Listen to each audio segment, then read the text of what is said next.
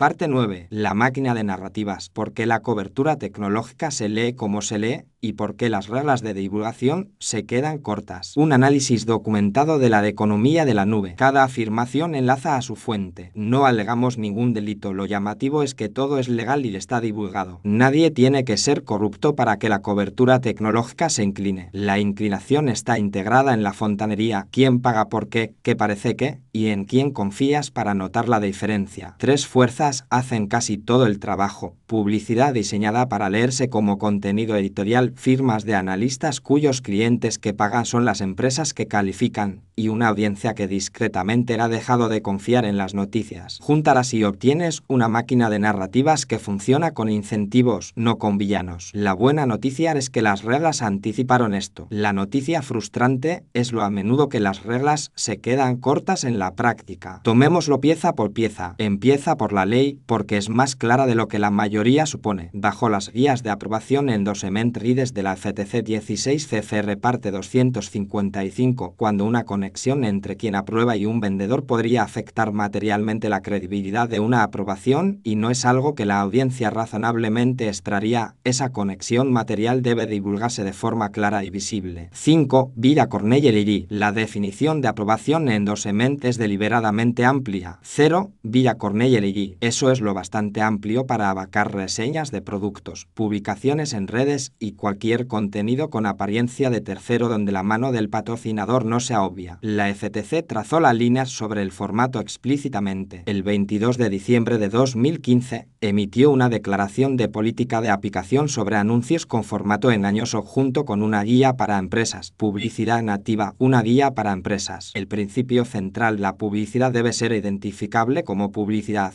Y un anuncio puede ser engañoso por su formato cuando se viste para parecer contenido editorial independiente. Comunicado de prensa de la FTC National Law Review. Así que el reglamento está del lado del lector. La pregunta es si el reglamento funciona. A menudo no funciona y no tenemos que adivinar, porque los investigadores lo midieron. En un estudio de 2016 en el Journal of Advertising Coin Native, Bartosz Wojcinski y Nathaniel Evans realizaron experimentos para ver si los lectores podían siquiera darse cuenta de que un anuncio nativo era un anuncio. En el primer experimento, solo 17 de 242 participantes, menos del 8%, identificaron un anuncio nativo como un mensaje de marketing pagado. Un segundo experimento elevó eso a cerca del 18%. Una redacción más clara usando publicidad o patrocinado y colocar la etiqueta en medio al final mejoraron el reconocimiento, pero el techo siguió siendo bajo. Journal of Advertising, cifras vía media post. Léelo de nuevo. Más de 9 de cada 10 lectores en la primera ronda no se dieron cuenta de que estaban leyendo un anuncio. Eso es un estudio, no una constante universal, pero apunta a la brecha entre existe una divulgación y la divulgación funcionó. La segunda fuerza es más silenciosa y más respetable, la industria de los analistas de tecnología. Firmas influyentes operan un modelo de suscripción y asesoría en el que los mismos proveedores que evalúan son también clientes que pagan. Ese es un conflicto de interés estructural y se ha litigado. Dos proveedores lo llevaron a los tribunales. En 2009, ZL Technologies demandó a Gartner. En 2014, Netscope hizo lo mismo. Ambos alegaron un modelo de pago por figurar pay to play en el que el influyente cuadrante mágico de Gartner favorecía a los clientes que pagaban. Los alegatos de Netscope argumentaron que la firma discriminaba según si los proveedores compraban servicios, y la queja estructural de fondo, como la resumió un observador de la industria, era que Gartner genera sus ingresos de pagos hechos por los mismos proveedores cuyos productos evalúa. Que blog sobre la demanda de ZL Diginomica sobre la demanda de Netscope. Quiero ser exacto sobre el estatus. Esas son alegaciones que los demandantes hicieron en litigios civiles. No son conclusiones de mala conducta. Y aquí está la parte que los titulares a menudo se saltan. Los tribunales las rechazaron. La demanda anterior de ZL fracasó. El caso de Netscope duró más y terminó de forma decisiva. En enero de 2020, la Corte Suprema de Connecticut confirmó la desestimación, sosteniendo que la colocación en el cuadrante mágico de Gartner era opinión protegida. En palabras del tribunal, las declaraciones de Gartner eran expresiones de opinión y, por lo tanto, no pueden servir de base para una demanda por difamación de Register. Por su parte, Gartner ha declarado que su influencia en la investigación no está, y nunca ha estado, a la venta y remite a sus políticas de defensor del cliente, ombudsman e independencia. Así que lo que sobrevive al martillo del juez es estrecho y vale la pena decirlo claramente, la estructura de ingresos es real y reconocida abiertamente, la caracterización de ella como corrupción de pago por figurar es una alegación que no se sostuvo en los tribunales. Ambas cosas son ciertas a la vez, y un relato justo conserva las dos. Ahora el telón de fondo que eleva lo que está en juego en todo ello. La confianza pública en las noticias se ha erosionado durante la última década y ahora se sitúa en aproximadamente el 40% en los mercados, con audiencias que citan la preocupación de que los medios sean influidos por intereses políticos y empresariales. El informe de Noticias Digitales 2024 del Instituto Reuters lo expresó así: la confianza en las noticias 40% se ha mantenido estable durante el último año, pero sigue siendo 4 puntos más baja en general que en el apogeo de la pandemia de coronavirus. Instituto Reuters, Universidad de Oxford. Cuando 6 de cada 10 personas ya sospechan que la cobertura está comprada o torcida, cada patrocinio no divulgado y cada calificación con conflicto hacen un daño doble, engañan a los pocos que confiaban y confirman el cinismo de los muchos que no. Opinión, Michael. No creo que el problema aquí sean los malos actores, es un sistema que discretamente premia la confusión. El modo de falla dominante no es una etiqueta ausente, es una etiqueta demasiado tenue para registrarse. La propia FTC dice que las divulgaciones deben ser claras y prominentes, y que una divulgación que solo aparece después de un clic no curará ninguna impresión engañosa. Loevan Persant Loer sobre la guía de la FTC para anuncios nativos. Pone ese estándar junto a un estudio donde menos del 8% de los lectores detectó el anuncio, y la implicación de es incómoda. La mínima etiqueta de patrocinado que todos hemos aprendido a ignorar al desplazarnos puede ser legalmente insuficiente y prácticamente invisible al mismo tiempo. Nada de eso requiere que alguien haga algo ilegal. El modelo de analista se divulga, los anuncios nativos se etiquetan, los tribunales se pusieron del lado de Gartner. Solo significa que los incentivos premian una historia un poco más fácil de vender que la verdad. Sistemas malos, no personas malas, pero un sistema que se beneficia del difuminado no va a afinarse solo. No tienes que aceptar mi lectura. El texto de la FTC, el estudio revisado por pares, el fallo del tribunal y la propia negación de Gartner están todos enlazados arriba. Juzga la máquina tú mismo. Cada cifra de este video está en los propios documentos de las empresas. No tienes que creernos. Verifica las fuentes en el explorador de evidencia. Esto fue la parte 9 de una serie documentada. Malos sistemas, no malas personas.